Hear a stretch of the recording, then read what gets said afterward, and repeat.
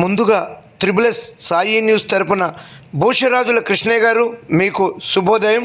ఇక విషయానికి వస్తే చిట్యాల ఐలమ్మ గారి గురించి ఎటువంటి సందేశాన్ని ఇవ్వాలనుకున్నారు? స్పష్టంగా క్లుప్తంగా సందేశాన్ని చెప్పండి కృష్ణయ్య గారు, చెప్పండి.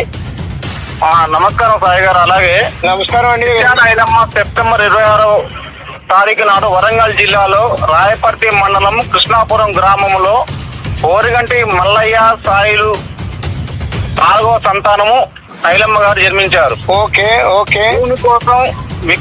భూమి కోసం ముక్తి కోసం దోపిడీ పీడిన విముక్తి కోసం జరిగిన అల్నాటి సాయుధ తెలంగాణ పోరాటంలో ఓకే పొరల గండీలను చాకలి ఐలమ్మ గడగడలాడించారు. Okay okay. పాలకుర్తికి చెందిన చిట్యాల నర్సయ్యతో ఐలమ్మ బాల్య వివాహం జరిగినది. వీరికి 5గురు సంతానం. అవునండి, అవును. 5 కుమారులు 2 కుమార్తెలు. వీరికి ఆర్థికంగా బాగా వెనకబడిన కుటుంబము చిట్యాల ఐలమ్మ గారిది.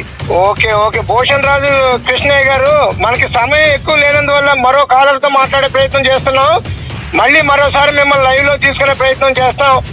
చిట్యాల ఐలమ్మ గారి గురించి మీ సందేశాన్ని అందించి అమూల్యమైన సమయాన్ని కేటాయించినందుకు ధన్యవాదాలు.